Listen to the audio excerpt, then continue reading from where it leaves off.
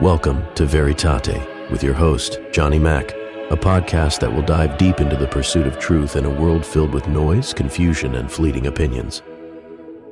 We will seek to uncover the eternal, unshakable truths that shape our lives and our beliefs, from faith and philosophy to history and culture. We'll explore the questions that matter, challenge the answers we've been given, and seek the wisdom that has stood the test of time. So join Johnny Mack in this journey to discover what's real, what's right, and what's true.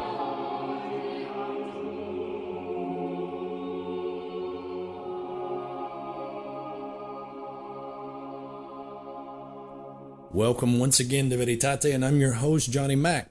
Today, if you're tuning in and you want to hear what the world wants you to believe, then this show is not going to be for you. Now, if you are looking for the truth that is unfiltered, unflinching, and grounded in the Word of God and the unchanging tradition of the Catholic Church, the church that Christ founded, then I want you to sit back and listen, because today we are going to look at the question: did the Second Vatican Council actually call for the Mass to be said entirely in the vernacular? And it's a question that hopefully is going to cut through some of the noise, because if you ask most Catholics, and priests are included in this, you ask them this question and they'll say, yeah, Vatican II modernized everything. It said the Mass should be said in the language of the people. But here's the problem. That's not what Vatican II said. And it's not even close. So it's time for us to go back to the source. And the source of most of all of this confusion is Sacrosanctum Concilium. It is the Constitution on the Sacred Liturgy. And we're going to open up the document. We're going to read what it actually says. And then we're going to ask, how did we get from preserved Latin to ban Latin? From Gregorian chants to guitars? From sacred awe to casual applause? Because this isn't just about the liturgy. It's about the truth. It's about obedience. And it's about the soul of the church. What Sacrosanctum actually said. Let's begin with the document that kind of started this storm. And it's called Sacrosanctum Concilium. It was adopted on December the 4th in 1963. It was the first major document of the Second Vatican Council. And so if you talk to Catholics today, they speak of it like it was a commandment that was written in stone tablets. They'll say Vatican II said the Mass should be in English. But the question I asked was, what does the document actually say? So here's paragraph 36, and I quote, "The use of the Latin language is to be preserved in the Latin rites." That is from Sacrosanctum Concilium, subsection 36.1. Now let that sink in. Not may be preserved, not can be used where fitting. It says is to be preserved. That's not a suggestion when I read it. That's an imperative. So if your parish hasn't celebrated a Latin Mass in years, it is not being faithful to the foundational document of Vatican II. Full stop. Now the paragraph continues, but since the use of the mother tongue may frequently be of great advantage to the people, the limits of its employment may be extended. And that is from subsection 36.2. So there it is. Latin is the norm. The vernacular is the exception, and it's permitted for the sake of understanding. So the council does allow for the local language, or the common language here in the United States being English, but it's a concession. It's not a command. And if you want more clarity, let's look at paragraph 54. In masses which are celebrated with the people, a suitable place may be allotted to their mother tongue, especially in the readings and the common prayer, and also as local conditions may warrant in those parts which pertain to the people. So let's be clear.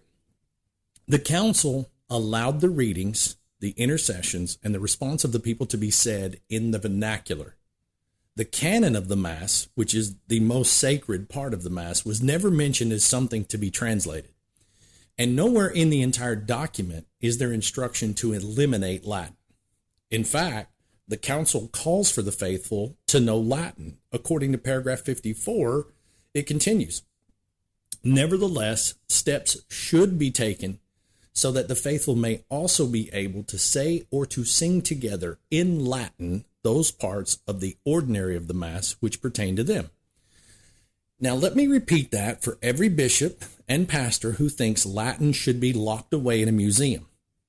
Steps should be taken so that the faithful may also be able to say or to sing together in Latin. That's Vatican II. That's the council. The entire post-conciliar liturgical revolution claims to be obeyed. So either we've got selective memory or we've built a new liturgy on disobedience. Now, what of Gregorian chant? Now, you'd think when you attend masses that Vatican II had told us to scrap it and modernize all the music, but here's what Sacrosanctum Concilium actually says in paragraph 116. The Church acknowledges Gregorian chant as specially suited to the Roman liturgy. Therefore, other things being equal, it should be given pride of place in liturgical services. Pride of place. Not a nostalgic nod, not an optional style, not a fringe preference. The council says it should be given priority. So then how in the world did we end up with praise bands, with bongo drums, with big drum sets, with flutes, with violins, with theatrical soloists? Because most people have never read these documents. They don't know that Sacrosanctum Concilium is only about 40 pages long. And it's actually a short read. So you could finish it in an entire evening. But instead, people love to invoke this mythical spirit of Vatican II, like it's a blank check to justify any change that they want to, no matter how contrary to what the Council Fathers actually wrote. So let's tell the truth. Vatican II did not ban Latin. It protected it. Vatican II didn't call for vernacular-only liturgy. It only allowed it sparingly. And Vatican II also didn't call for the priest to face the people. It never mentioned versus populum, meaning that the priest faces the people. Vatican II also didn't mandate new Eucharistic prayers, communion in the hand, or extraordinary ministers. Not one of those things is in Sacrosanctum Concilium. So what the council called for was reverence, participation, and a renewal rooted in tradition. But what we got was rupture. Now, the Council of Trent and Vatican I, anytime you hear somebody talk about the council, they're typically talking about Vatican II, not actually looking at the fact that there's been 21 other councils. And so if we look at the Council of Trent and then Vatican I, previously to Vatican II, it was continuity, not contradiction. So we got to destroy another myth here, because I know you've heard it before that the church changed after Vatican II, that the old way is gone, that the theology of the Mass somehow evolved. But that's wrong. Not only is that untrue, it's heretical, because the church cannot contradict herself. Her liturgy, which expresses her belief, lex orandi, lex credendi, it must always be in continuity with the faith that's been handed down from the apostles. Now, if you go back to the Council of Trent, the Council of Trent was 1545 to 1563. In the face of the Protestant Revolution, which denied the real presence, which rejected the sacrificial nature of the Mass, and then it stripped the churches bare, the church didn't apologize or reform herself into obscurity. She stood firm. Because here's what the Council of Trent taught infallibly about the holy sacrifice of the Mass. It says, if anyone says that the sacrifice of the Mass is only a sacrifice of praise and thanksgiving and not a propitiatory sacrifice, let him be anathema. That is from Session 22, Canon 3. Propitiatory. And that means that the Mass doesn't just remind us of Calvary. It is Calvary made present again. It offers satisfaction for sin. It is the sacrifice. So this theology is echoed in the traditional Roman canon. It's prayed in Latin for over a millennium. And a priest at the altar is not merely presiding. He is offering a sacrifice. And that's why that the rubrics called for whispers, silence, genuflections, and bowed heads. Because what's happening is heaven touches earth at that altar. Now, the Novus Ordo is commonly celebrated, the Mass that you see most of the time in your local church. It obscures this truth because it often presents the Mass as a communal meal, like a celebration of the people, rather than a solemn offering to Almighty God. And that's where the rupture becomes obvious, because in Vatican I, which was held 1869 to 1870, though it was cut short by war at the time, it upheld the very same liturgical and doctrinal clarity. It declared that the doctrine is not subject to novelty. It said that for the doctrine of faith which God has revealed has not been proposed like a philosophical invention to be perfected by human ingenuity. And that is from Dei Filius, chapter 4. It cannot be said that the Mass evolved after Vatican II, because doctrine does not evolve. Organic development is one thing, but what happened post-Vatican II was not development, it was a mutation. I want you to think of it this way.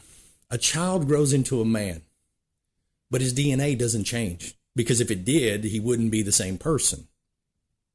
So if the church's worship no longer offers a sacrifice, no longer reverences the real presence, no longer treats the altar as Calvary, then we are no longer worshiping the same way or the same God.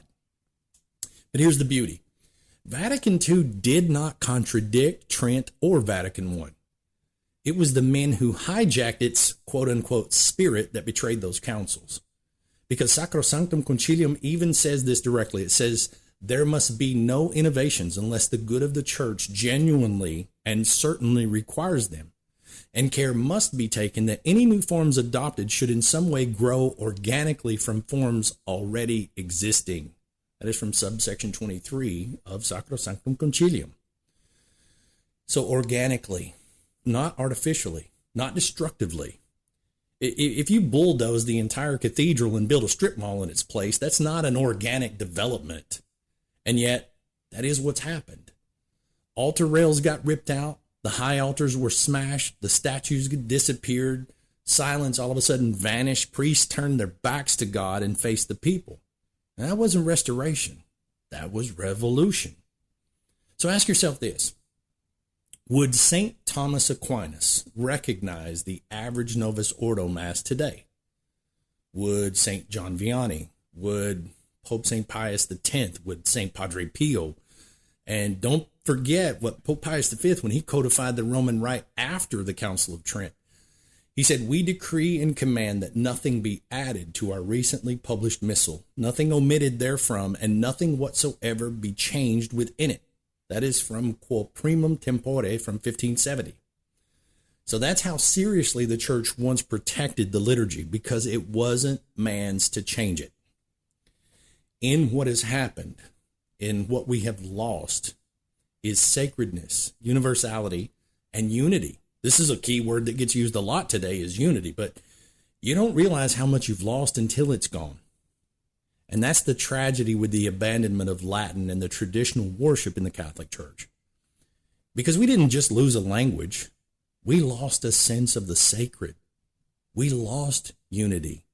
We lost the very things that once made the Catholic Mass unmistakable and unshakable. Imagine a time when you could travel anywhere in the world and you could attend a Mass and you didn't have to speak the local language because the Mass would be in Latin. And we could pray together. We could travel to the far ends of the world and we could pray together. We may not speak the same vernacular language, but we could walk in together into our mother, the church, and we could bow our heads and together say, Pater noster qui es in celis, sanctificetur nomen tuum. Start right there. Start with sacredness, okay? The word sacred, it means set apart. And that which is sacred is not ordinary. It's not casual. It's not familiar. Sacred things are veiled. They're guarded. They're lifted high. They demand reverence. They demand silence. They draw us out of the world and into the realm of the divine. And Latin was a part of that sacredness. Is there any reason why a person like myself, who was a devout, practicing atheist, walks into a Latin Mass and I am overwhelmed with the beauty that was just emitting everywhere, from the songs, from the veils, from the sanctuary? I was lost in the beauty of it, and that's the whole point. Something as foreign as hearing the sounds that I heard. I was no longer in the world at that moment. And so everything I had ever held as an atheist, that you had to be out of your mind to believe this, actually proved to be true. Because I wasn't in my mind. It lifted me up spiritually to a different place. And Latin was part of that sacredness. It wasn't because it was more efficient. It wasn't the common tongue. This was the language of prayer, the language of dogma, the language of precision. It lifted the soul because it lifted the mind to mystery. And that's exactly why it was attacked. Because modern man despises mystery, and he wants control. He wants clarity without contemplation. Man today wants to hear every word, even if he doesn't understand it. He wants to be at the center, not God. And so for that, Latin had to go. Silence had to go. Anything that reminded him that he was not in control had to go. In many parishes today, the Mass is treated like a community gathering, like it's casual, familiar. Priests, they joke in the homilies. The people respond like it's theater at the end of Mass to hear people clapping. Sacred silence seems like it's awkward nowadays when you attend certain Novus Ordo Masses. And the liturgy is stripped of its awe. And no one kneels anymore. Now you contrast that with attending a traditional Latin Mass. The silence before the canon. The hushed voice of the priest as he prays. The incense rising like prayer. The altar oriented toward God. The people kneeling. Not because it's required, but because it's right. That's sacredness. That's worship. And it's Catholicism. So now, let's talk about Catholicism. As you heard me say before, it means universal. So universality, right? The word Catholic means universal. And for 2 millennia, the church was united by a universal language. Whether you were in France, the Philippines, Spain, Sudan, the Mass was always the same. Because the Latin rite was truly one rite. A priest could go anywhere in the world and offer the same Mass. A faithful Catholic could travel anywhere and hear the same prayers, the same canon, the same Sanctus, the same Agnus Dei. The church was not fractured by culture. It was elevated above it. But this new rite has changed all of that. Today, every diocese does things differently. Every parish does things differently. Some stand, some kneel, some chant, some clap. In one parish, communion is on the tongue. In another, it's snatched from a layperson's hand. The rubrics are optional, the norms are fluid, and the unity is gone. I found myself attending a Novus Ordo Mass in California. It was what I was used to here locally. And all of a sudden, some of the prayers were missing. They didn't do the Confiteor. And I was taken aback, like, why didn't we do the Confiteor? I thought we always did that. So you find that there's these changes no matter where you go, that if I go to a different location, there may be subtle differences in how Mass may look. And even the current translation of the Mass has changed multiple times because once you leave the anchor of Latin, the ship starts to drift, and drift it has. And that is not what Sacrosanctum Concilium envisioned. I've heard Catholics today that there are certain times you'll hear a group of older Catholics that will be praying, and when the priest says, "The Lord be with you," and they will say, "and also with you," because that's something that they translated from Latin, but they didn't get the translation right. So now I hear Catholics that are committed to that because that's what they were taught when they were little, and then they changed it to say, "The Lord be with you and with your spirit," which actually matches more what was said in Latin before. But now I got a group of Catholics that they don't like that because that's not what they were taught, and so they prefer their method, and it's just created this division. But look at what the council actually said. It said, even in the liturgy, the church has no wish to impose a rigid uniformity. That is from Sacrosanctum Concilium, subsection 37. And that is true. But it also said that the rite should be distinguished by a noble simplicity. It should be short, clear, and unencumbered by useless repetitions. And that's in subsection 34. Now, note the words, noble simplicity. Not banal minimalism, not casual informality. The idea was to make the rite accessible, but still noble, still sacred, still reverent, still holy. Instead, what we got was this McDonald's type liturgy, fast, familiar, and forgettable. And finally, we lost unity, not just globally, but even generationally. You see, the Latin Mass united the generations. Your grandfather heard the same words that you did. The saints of old prayed the same prayers you do. There was a continuity that stretched across the centuries like a golden thread. Today, that thread is frayed because most young Catholics today have never, ever seen the Latin Mass. They've never heard Gregorian chant. They don't know the meaning of et cum spiritu tuo or Domine, non sum dignus. Their inheritance has been stolen from them, and they've been raised in rupture, and the numbers actually prove it. Mass attendance is collapsing. Belief in the real presence is plummeting, and vocations are drying up. Catholic identity is disintegrating. The new liturgy was supposed to bring about a new Pentecost. Instead, we got spiritual diaspora. And why? Because we traded sacrifice for supper. We traded the altar for a table. We traded Latin for slogans. We traded mystery for management. And we're reaping what we sowed. There's a false equality of the ordinary and the extraordinary form. Because in recent decades, there's been a convenient phrase that gets used by many in the hierarchy to keep traditional Catholics quiet. And it goes something like this. They'll say the Novus Ordo and the traditional Latin Mass are both valid. They're both equally holy. They're just two expressions of the same Roman rite. Now, on the surface, that does sound reasonable. It appeals to fairness, and it seems to promote peace. But if you dig a little deeper, you find a contradiction, because if the two forms are truly equal, then why is one of them hunted and the other one mandated?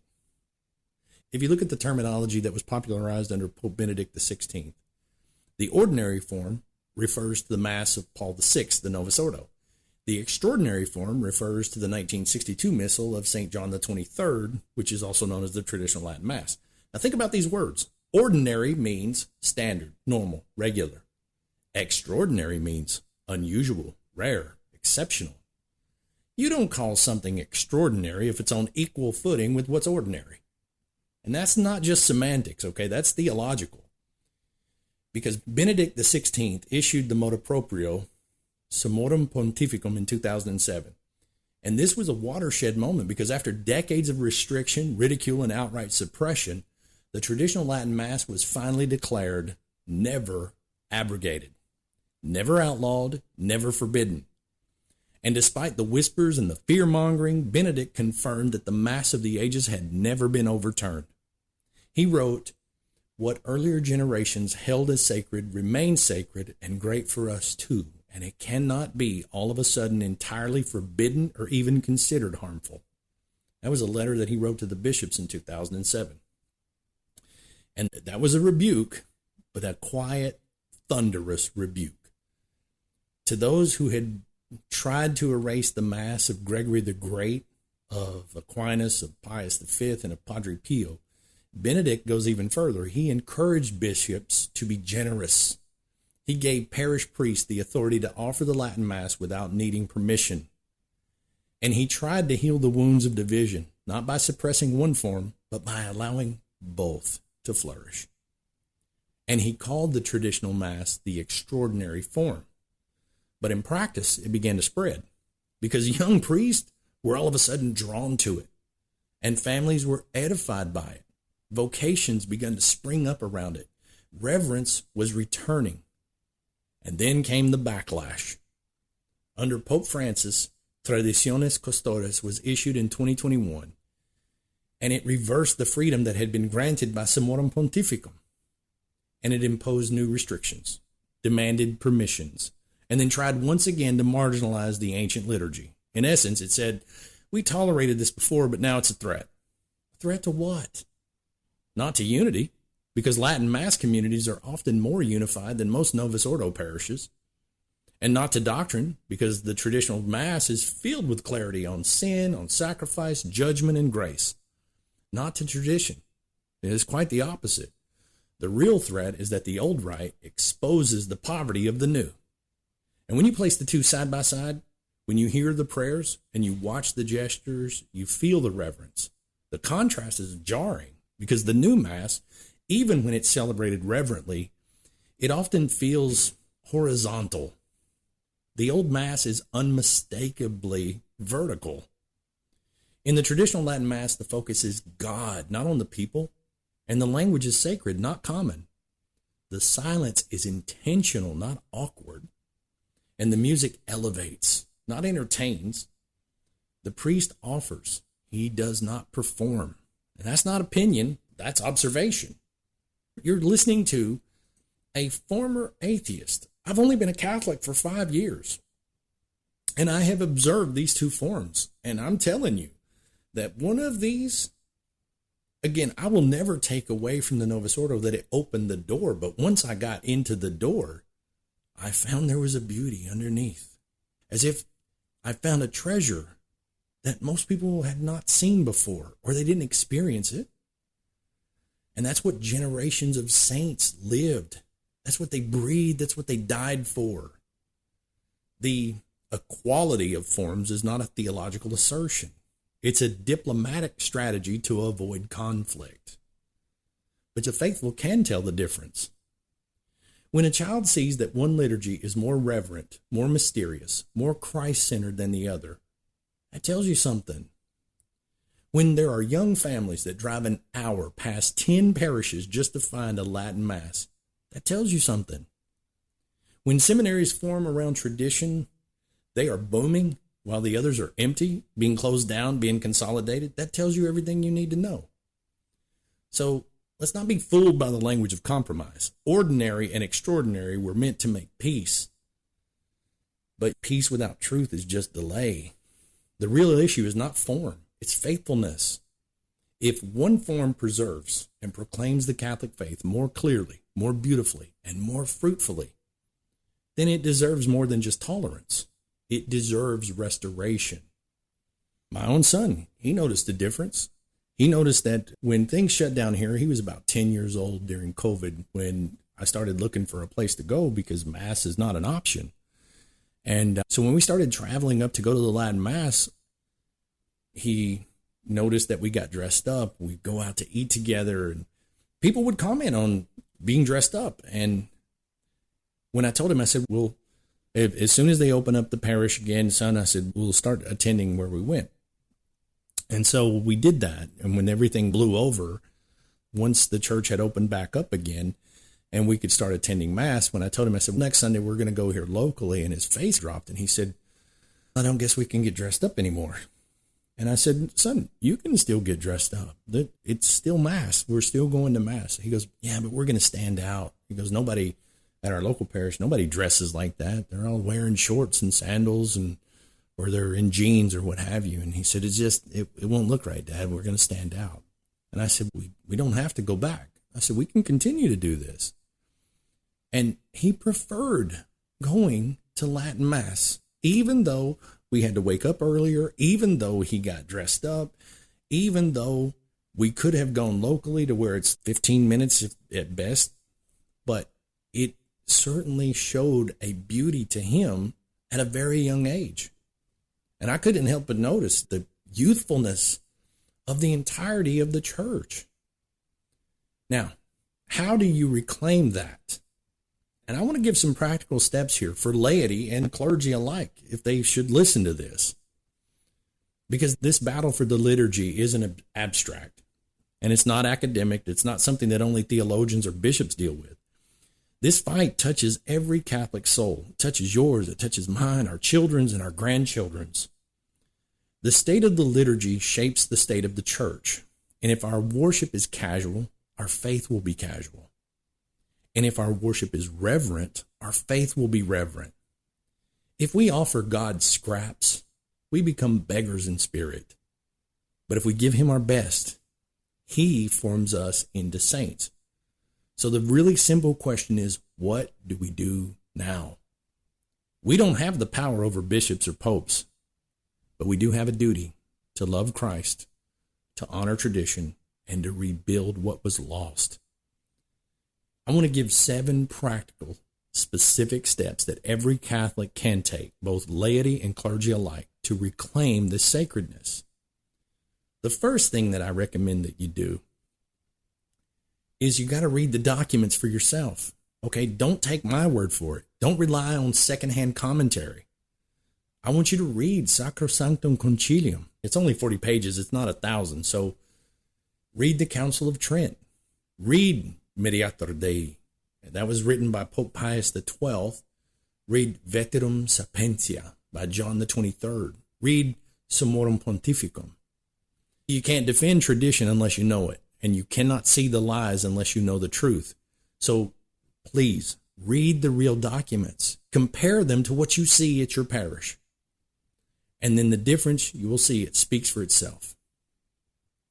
The second thing that you can do is learn the Latin Mass. Even if your parish doesn't offer it, you can start learning the prayers. Read the Missal. Learn the parts of the Mass in Latin. The Kyrie, the Gloria, the Sanctus, the Agnus Dei. Teach these to your children. And why? Because even Pope Paul VI, who promulgated the new rite, he said this in 1969. He said, the Latin language is the most beautiful and dignified form of expression of the Christian faith. It's the church's language, and it belongs to you. So you can very easily, you can download an app on your phone. And I use this app. It's called iPieta, I-P-I-E-T-A. And you can actually follow both the traditional form as well as you can follow the Novus Ordo form. But you can read the prayers and you can learn them and start to see the beauty in the Latin language. The third thing we can do is build the domestic church. Okay, so if you're in one of these parishes that refuses tradition, then start it at home. Turn your home into a place of a sacred culture. Pray the rosary daily. Pray the Angelus at noon. Light a candle. Sing Salve Regina before bed.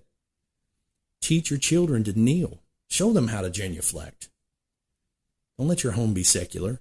Let it be a monastery in miniature. The next thing you can do, number 4, is dress like you believe. Reverence is not just internal, it's external. And how you dress for Mass, it speaks volumes about what you believe. Because if you believe you're standing on Calvary, and you believe that you're witnessing the sacrifice of Christ, you will not come to Mass in shorts and flip-flops. So if you're a man, wear a jacket. If you're a woman, veil your head. It's not about fashion. It's about dignity. It's about reminding ourselves that this is sacred ground. As the gentleman told me when I asked about what are all these veils about, the most beautiful thing he said is, he said, son, everything that is beautiful in the church is veiled. The tabernacle is veiled. The priest is veiled. The ciborium is veiled. The chalice is veiled. The beauty of a woman is veiled. So the next thing that you can do is support traditional parishes. So if you are blessed to live near an FSSP or an Institute of Christ the King, or if you should happen to have a diocesan Latin Mass parish, then go support them, tithe, volunteer, encourage your priest, bring friends to it. If it's a far drive, if it's inconvenient, then sacrifice. You won't regret it. Remember, you are preserving something that's not just for yourself, but for future generations. The sixth thing you can do is to speak up with charity and conviction. Because if your parish is irreverent, if abuses do happen, do not sit there and be silent. Write a letter, schedule a meeting, bring church documents. Be respectful, but be firm. Many of the priests are unaware. Some of them are just exhausted, and they need encouragement too. Others, they do need correction. But either way, you do have a right and a duty to ask for sacred liturgy. And if you happen to be a priest that's listening to this, listen, your people are starving. Jesus said, feed my sheep. Give them reverence. Give them tradition. Don't fear the backlash. Fear God. And 7, pray and fast for the church. We are in a spiritual war, and you will not win it with debates alone. So you need the weapons of the saints, which is prayer, fasting, penance, and the intercession of Our Lady. We can offer a holy hour for the restoration of the liturgy. We can offer a rosary for our priest. We can fast on Fridays for reverent worship, because that's how saints fight. So I don't want you to think that we're powerless, because we are not powerless. We are not victims. We are the remnant. And the remnant has always rebuilt the church. And they haven't done it with complaints, but with courage. The sacred will return, and the reverent will rise. The liturgy will be restored, not because of us, but because Christ is faithful, and he will not abandon his bride. The church is his bride. So in conclusion, the truth doesn't change. You've heard the evidence as I've offered it here. You've heard directly from the documents, and you've seen the rupture and the roadmap home. So here's the final word. The liturgy is not about us, and it never was. It's not about how we feel. It's not about being entertained. It's not about being efficient or modern or relatable. It is about offering to God what belongs to him. Reverence, obedience, and the sacrifice of his Son made present on the altar. Because the Mass is Calvary. It's not a classroom. It's not a concert. It's not a community brunch. The Mass is Christ, crucified, offered for the sins of the world. And if we treat it like it's anything less than that, we dishonor the one we claim to love. So Sacrosanctum Concilium never called for the destruction of tradition. It called for restoration, renewal, and continuity. It called for participation, not performance. It upheld Latin. It upheld Gregorian chant. It upheld the sacred. And yet we get sold a different story. We're told that somehow the church changed, that the past is dead, that Latin is some form of elitism, that reverence is rigid, that tradition is dangerous. But listen, we know better, because the church cannot change what Christ instituted.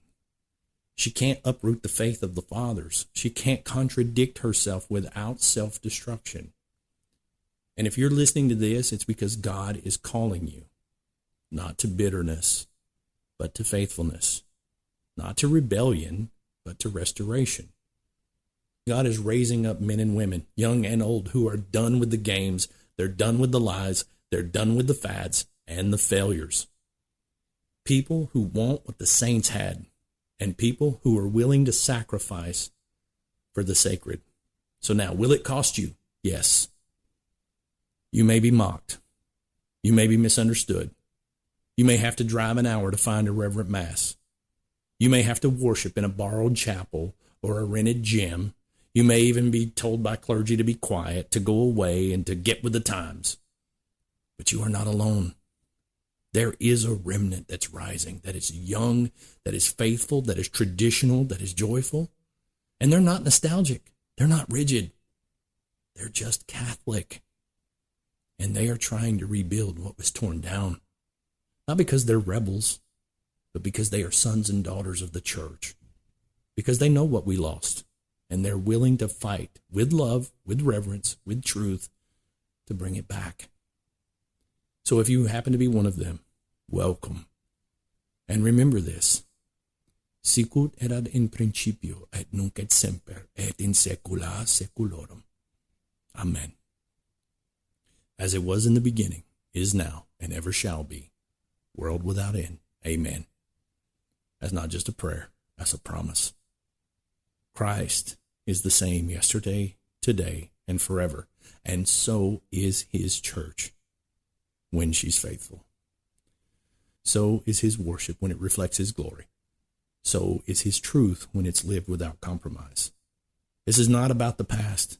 It's about eternity. And that's why the Latin Mass matters.